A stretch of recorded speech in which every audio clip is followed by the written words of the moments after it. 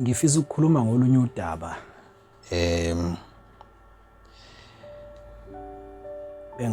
ngeke ngalibhalelwa ngenye intokazi yaseshowe yakwamthethwe eshowe ineminyaka u36.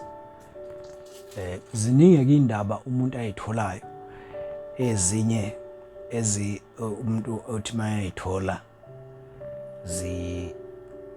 zimshaqise kakhulu. Lentokazi yaseshowe kwamthethwa ineminyaka u36 inenkinga yokuthi uma ithandana nomuntu, uma nje kukhona ekwenzayo naye mhlambe mayenza ucansi noma ekuyaqabulana naye, ivele iphuma igazi ngomlomo, kusho ukuthi iphalaza igazi. Mayichaza ithi ibithandana nenye insizwa yakwakhuboni enkandla, bathandana e-2009, kwase kuthi 2010 lensizwa yasiyayilobola, yayishuthi lentokazi lomfo yambona enkandla. Ngizocela nje ungasisho isigodi. Yambona enkandla ekhakonini lentombazane kusenkandla. So sike salibhala lolu daba. Ekhakonini kwentombazane kusenkandla. So yathi isenkandla ekhakonini yayisibonana nalensizwa yakwakhuboni. Bashelana ke. Ithi lentokazi yagcina ke isimqomile ngo2009 lomfo. So kwahamba kwaze kuba ukuthi into yabo iba semthethweni. Kwase kuthi ngo2010 walobola lomfo. Elobola lentokazi bengakamunazi ingane.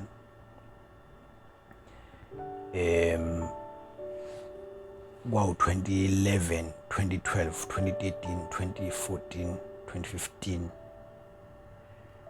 2016, 2017, 2018 washona umkhwenyana.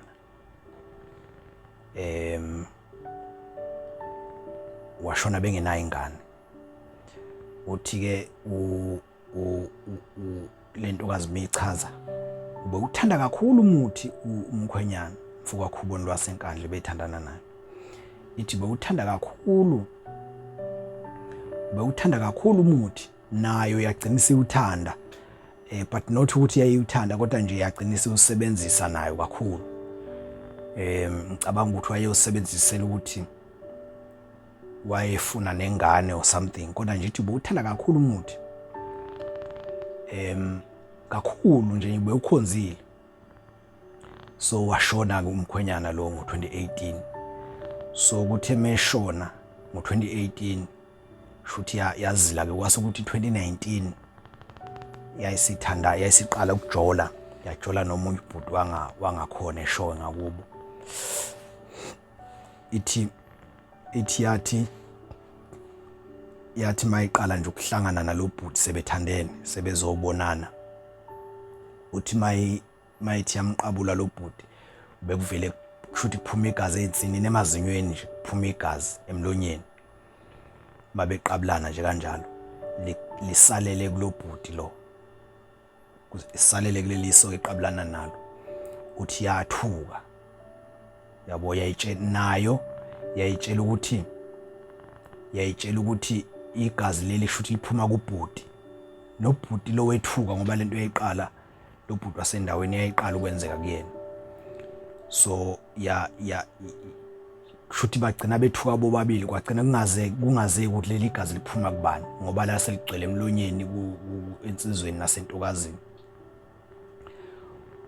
Uthi ke baxoxa lokho, kodwa bathi mabephinda futhi still kwaphinde kwaphuma igazi kule ntombazana. Mabethi baqabulana nje kwaphuma igazi. So bagcina sebengasa mabezokwenza ucansi bagcina bengasaqabulana.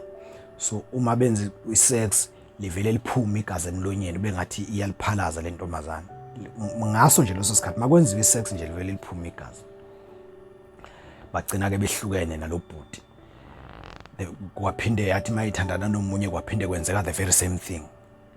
Yaphinde yathandana ngoba ithi baze bawu4 abantu ithandana nabo. Mayekade ithandana nomuntu mayithi yenza something nje kuvele kuphuma igazi emlonyeni. Uma ingathandani namuntu ingenzi lutho akwenzeki lutho, aliphumulele igazi. So yasiqale siqaphela ukuthi uma ngithandana nomuntu kuphuma leli igazi, uma ngingathandana nomuntu kuphuma igazi. Yayisi iya komunye ubaba wase Greytown, obaba hlolayo, ithi mayifika ilichaza udaba wayesethi lo baba no, intombazane yacushwa isoka.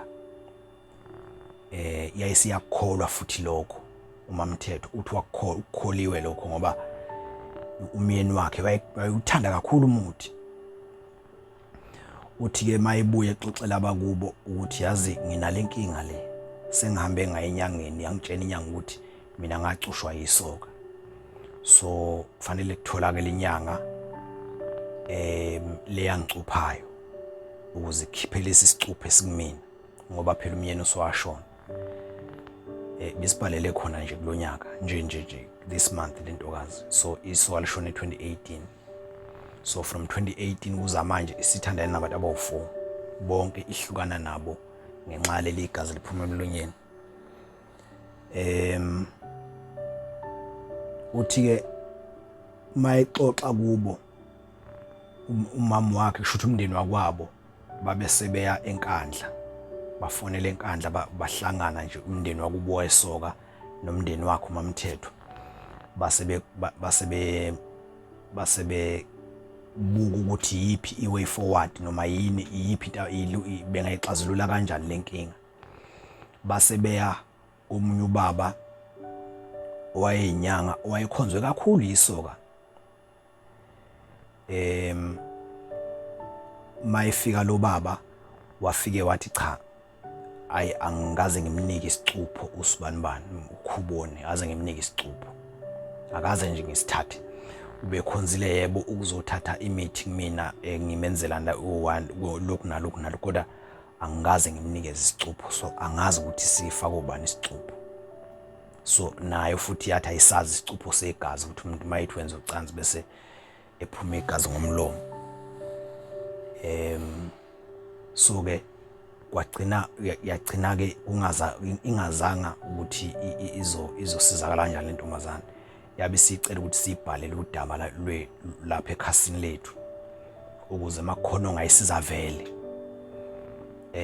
Akekho kube savelileke labo nje babeka umbono nalabo bebeka umbono ukuthi ayenza kanjena. Abanye bathi hayi akaze licuphe so njalo yabona. Abanye bathi hayi kuyabheda ukucuphisa intombi ibuka nje sekunjani. Okubuhlungu kakhulu lentokazi ithi sifuna ingane ina 36 manje, ithi sifuna ina 36 37, ithi sifuna ingane. Ifuna ingane, so ayikhona ukwenza, ayikhona ukuthi ithole ingane ngenxa manje mayike yathi yenza nje ucansi ivele iphalaza igazi. Angazi ukuthi ingasizakala kanjani uma kukhona umuntu onosizo mhlambe futhi engavela, kodwa ke engithanda nje ukuphawula mina as emsimenzisto ile ndaba okucabangela ifuture mawusuka umuntu nje in everything you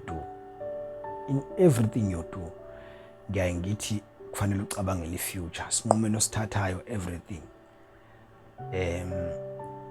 Uma uzocupha umuntu wesifazane, what if mawufa kuqala usheshe ufa nje ngoba phela ukufa vele we are all going to die. So kwenzakalani mawufa nje, kwenzakalani? Ucupha umuntu wesifazane usuyafa, awumtshenile nenyanga, awumtshenile ukuthi umcuphile, awenze lutho. So it's something I think into kumele siyicabangisise leyo. Abanye ke basakholela ekutheleni umuntu wesifazane ukuze umgade, fanele umcuphe ukuze angakwazi ukulala nomunye umuntu wesilisa, into enjalo. Izinto lezi mina nje angikholwa ukuthi kufanele sinamathele kuzo kakhulu, angikholwa. They bring more problems than solutions. They bring more problems lezo zinto. Ungakwenza manje mhlawumbe umcupha umfazi wakho bese kuvela isimo sokuthi usuyafaka.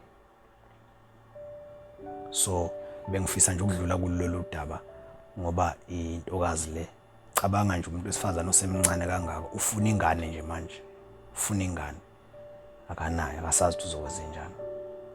So mhlambe nomlaleli obukayo uzofunda something from kulolu daba. Siyabonga kakhulu.